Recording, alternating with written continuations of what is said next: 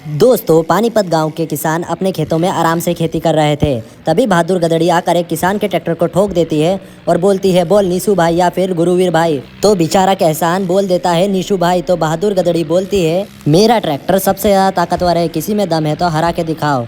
तभी किसान मौका देखकर ट्रैक्टर पे से नीचे उतरता है और गुरुवीर भाई के पास पहुंच जाता है और गुरुवीर भाई को बोलता है, गुरुवीर भाई हमारे ट्रैक्टर को क्यों नुकसान पहुंचा रहे हो। तो गुरुवीर बोलता है कि ये गांव मेरा है और मैं सब ट्रैक्टर का राजा हूँ। मेरा ट्रैक्टर सबसे ज़्यादा ताकतवर है और कोई भी इसको नहीं हरा सकता। और दोस्तों, एक गरीब किसान उसके पास जाकर बोलता है कि हमने आपका क्या बिगाड़ा है। तो वो बोलता है कि पानीपत शहर में नीशू भाई रहते हैं और मुझे उनके गांव का भी राजा बनना है, इसलिए मैं आया हूं कि टोचन में मुझे हरा दो, मैं आराम से ये गांव छोड़कर चला जाऊंगा। तो ना चाहते हुए भी सोनालिका ट्रैक्टर वाले को अपना ट्रैक्टर टोचन पे लगाना पड़ता है। गांव वालों को सोनालिका वाले से ज़्यादा उम्मीद तो नहीं थी, क्योंकि गुरुवीर भाई का ट्रैक्टर काफ़ी ज़्यादा मजबूत और ताकतवर था। ऐसे ही थोड़ी देर के अंदर टोचन भी चालू हो जाता है और जैसा कि सबको लगा था कि गुरुवीर इसको आराम से खींच के ले जाएगा। पर दोस्तों, अगर कोई ट्रैक्टर गुरुवीर भाई के ट्रैक्टर को नहीं हरा पाएगा तो इस गांव का राजा बहादुर गदड़ी कहलाएगा। तो फिर दोस्तों, मेसी को भी ना चाहते हुए भी टोचन लगाना पड़ा और सोनालिका की तरह ही हार का सामना करना पड़ा। फिर आता है दोस्तों बूढ़ा फोर्ड। वो भी दोस्तों टोचन लगा के काफ़ी कोशिश करता है बहादुर गदड़ी को रोकने की, पर बहादुर गदड़ी के ताकत के आगे सब बेबस थे।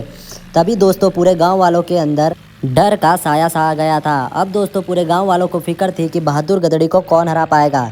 तभी दोस्तों एक लड़का फटाफट से नीशू भाई के घर पर पहुंच जाता है। वहां पर उनको रोहित भाई और उनका ट्रैक्टर खड़ा मिलता है। तो वो बोलता है, रोहित भाई जल्दी चलो, बहादुर गदड़ी ने आतंक मचा दिया है। तो रोहित भाई भी फटाफट अपना बुलडोजर ट्रैक्टर पलटा कर पहुँच जाते हैं घटना स्थल पर और बोलते हैं, ए गुरुवीर, इन बच्चे ट्रैक्टरों को क्यों हरा रहा है, हिम्मत है तो मुझसे सामना कर। तो गुरुवीर बोलता है कि हाँ, तेरे लिए तो मैं आया ही हूँ रोहित देसवाल, अब तेरे ट्रैक्टर को भी हरा कर ही जाऊँगा और इस गाँव पर भी कब्जा कर लूँगा। तभी रोहित भाई बोलते हैं, ज़्यादा मुँह मत चला, और फटाफट टर्चन वायर लगा।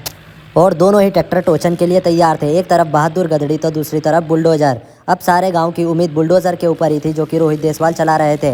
पहले तो बहादुर गदड़ी उठ जाती है तो गांव वालों को खुशी आ जाती है, पर उठने के बाद भी बहादुर गदड़ी बुलडोजर ट्रैक्टर को खींच कर ले जाती है तो पूरे गाँव वाले बिल्कुल डर जाते हैं। तो रोहित भाई बोलते हैं, रुक जा, दूसरे राउंड में तेरी रेल बनाता हूँ। पर फिर से बहादुर गदड़ी अपनी ताकत से बुलडोजर ट्रैक्टर को आसानी से खींच कर ले जाती है। अब दोस्तों रोहित भाई भी बिल्कुल घबरा चुके थे, क्योंकि बहादुर गदड़ी ने पूरे गांव को हरा दिया था।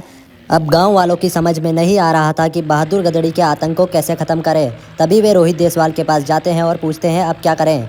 तो रोहित भाई बोलते हैं, अब बहादुर गदड़ी को सिर्फ एक ही आदमी हरा सकता है और वो है नीशू भाई, और नीशू भाई को बुलाना ही पड़ेगा अब। पर इधर बहादुर गदड़ी अपने घमंड में बिल्कुल चूर चूर थी और पूरे गांव की ज़मीन के ऊपर कब्जा करके बिल्कुल अपने आप को राजा समझ रही थी। अब दोस्तों क्या होता है अगले पार्ट